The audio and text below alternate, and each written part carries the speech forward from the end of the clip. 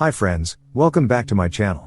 In today's video, I will be discussing the American action-adventure film Shang-Chi and the Legend of the Ten Rings. Spoiler ahead. Watch out and take care. The movie starts with Wenwu fighting alone against the enemy's army. He uses powerful mystical rings called the Ten Rings, and their origins remain a mystery. These rings possess ancient and divine powers that grant immortality to their wearer. After winning numerous battles, Wenwu establishes his own organization called the Ten Rings. With the help of this organization, he conquers kingdoms and overthrows governments throughout history. As a result, the Ten Rings gain worldwide fame. After gaining control over the world, in 1996, Wenwu's attention turned towards a village called Ta Lo. It was rumored to house mythical beasts and possess extraordinary powers. As Wenwu ventured through a magical forest on his way to the village, the path became obstructed by trees, causing his car to fall into a ditch. Fortunately, he managed to escape the car in time and enter the forest. There, he encountered a guardian named Ying Lai, who tried to persuade him to turn back. This disagreement escalated into a fight between them, with Ying Lai proving to be a formidable opponent.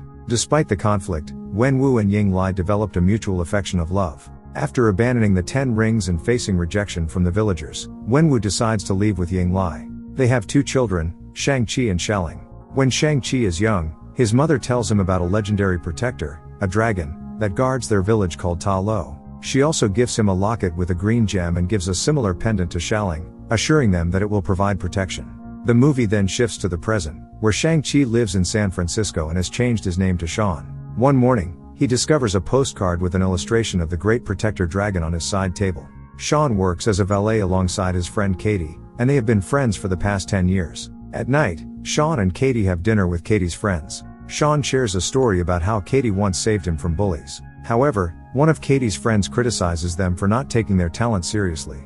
Despite Sean's ability to speak 4 languages and Katie's honors degree, they work as valet parkers. The following day, Sean goes to pick up Katie from her house, and they head to work together on a bus. Suddenly, a man approaches Sean, attempting to snatch his pendant. Sean retaliates with a powerful punch, sparking a fierce fight. The altercation catches the attention of bystanders, who start recording and streaming it on social media. Amidst the chaos, a formidable opponent named Razor Fist emerges, wielding a sword as his weapon. Sean continues to showcase his martial arts skills while Katie takes control of the situation by driving the bus as the bus driver passes out. As the bus threatens to split into two, Sean instructs all the passengers to move to the front half for safety.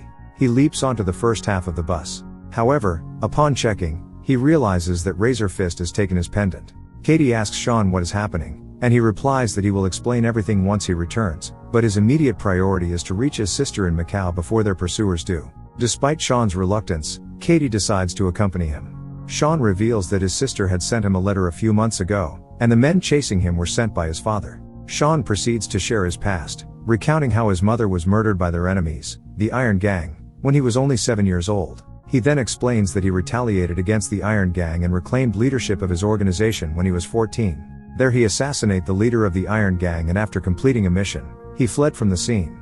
Finally, Sean discloses that his name is not Sean but Shang-Chi.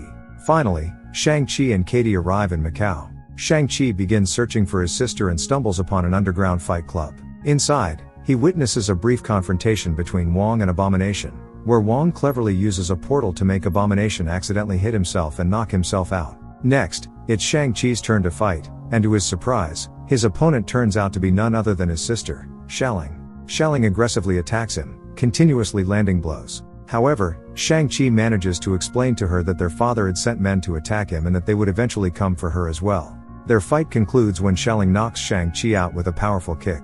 Later, during their conversation, Xialing reveals to Katie that before Shang-Chi left, he had promised her he would return in 3 days. However, those 3 days turned into weeks, then months, and eventually, 6 years had passed since he left, leaving Xialing waiting at their mother's shrine. Xialing realizes that she has grown independent and no longer relies on Shang-Chi, fueling her anger towards him.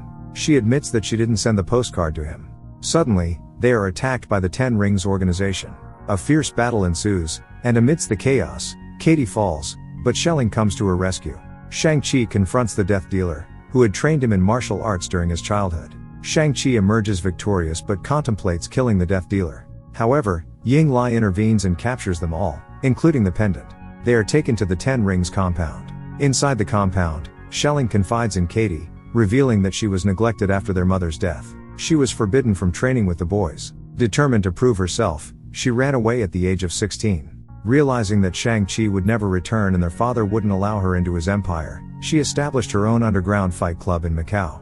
During dinner, it is revealed that Katie's Chinese name is Ruwen. Additionally, one of the Americans in their group was unaware of Wenwu's Chinese name and thus gave him the name Mandarin. Wenwu had various titles such as Warrior King, Master Khan, and the most dangerous man on earth. However, everything changed for him when he met their mother. He decided to leave the 10 rings and give up everything to be with her. They began living a happy life together. However, after their mother's death, Wenwu was lost and struggled for a long time. Now, he has found a new purpose. Wenwu yearns to reconnect with their mother, leading him to search for Ta Lo village once again. Unfortunately, he cannot find the entrance. However, he discovers that the village is hiding something significant. Somewhere in the mountains, there is a gate where their mother is supposedly waiting for them.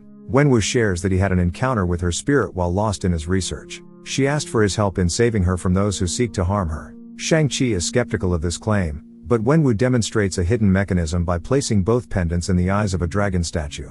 Water flows from the statue, revealing a map that leads to the gate. However, the gate only opens once a year, and they must know the precise time of its opening. Wenwu explains that he brought them there to assist him in opening the gate, even if it means resorting to extreme measures like burning down the village of Ta Lo. However, Shang-Chi opposes this idea, causing Wenwu to lock everyone up in response. While in lockup, they hear a mysterious scream. Following the sound, they discover a man named Trevor, the same person who portrayed the fake Mandarin in Iron Man 3. Trevor is accompanied by a creature named Morris, who recognizes Shang-Chi, as he had grown up in Ta Lo with Shang-Chi's mother. Morris expresses a desire to return to Ta Lo, and Shang-Chi explains that the village's gate opens only once a year. However, Trevor informs them that Morris can guide them there. Despite the potential danger, they decide to trust Morris and leave the area in Razor Fist's car. As they journey through the forest, new adventures and challenges await them. As they navigate through the forest, they encounter the forest's attempts to consume them, but they manage to escape its grasp. Eventually, they reach a breathtaking waterfall that leads them to Ta Lo village.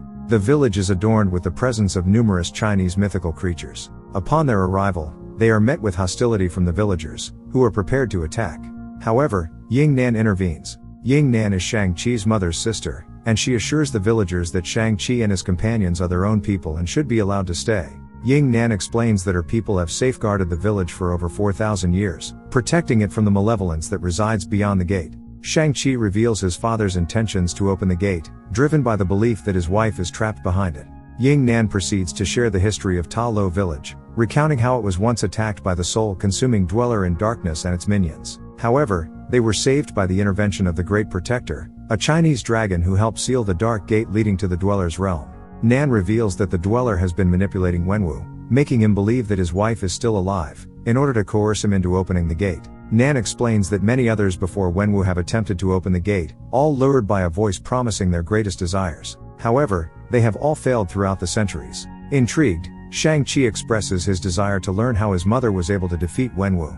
Nan agrees to train him, and the training begins in earnest. As the battle rages on, Shang-Chi confronts his father, Wenwu, attempting to stop him from opening the gate. Wenwu challenges Shang-Chi, asking if he can stop him alone.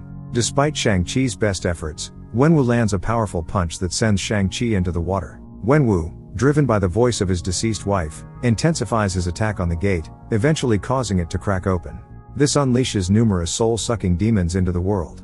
Meanwhile, the 10 rings continue their fight against Ta Lo village. Ying Nan notices the appearance of the creature and suggests to Xiaoling and Razorfist that they must fight together to combat the threat. However, Razorfist insists on fighting alone, and he is ultimately overpowered and killed by one of the demons. As the battle with the demons intensifies, Ying Nan manages to kill one of them, and Razorfist decides to join forces with her. Many creatures continue to approach, and they prepare for a fierce fight. Meanwhile, Shang-Chi, who was saved by the Great Protector, enters the fray to confront his father. He fights skillfully, channeling his mother's abilities, and manages to gain control over the 10 rings. As the gate to the dweller's world opens, the dweller emerges and seizes Wenwu. In his final moments, Wenwu passes on the 10 rings to Shang-Chi before succumbing to the dweller. Now in possession of the 10 rings, Shang-Chi must face the dweller and prevent it from wreaking havoc on the world. Xu Xiaoling brings the Great Protector, and Shang-Chi climbs onto its back as they head towards the village. The dweller prepares to attack the village, but the Great Protector uses water to halt its advance, draining its strength as it lacks souls.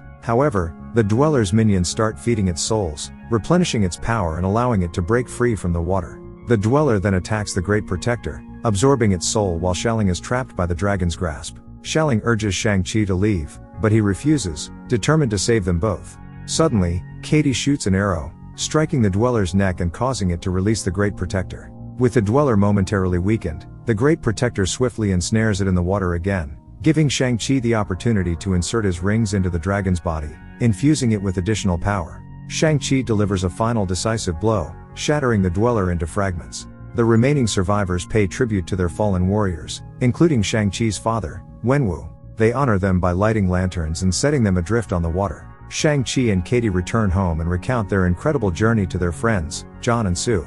However, John and Sue dismiss their story, believing it to be a joke. Just then, Wong appears and opens a portal in front of everyone, inviting Shang-Chi and Katie to join him on another mission.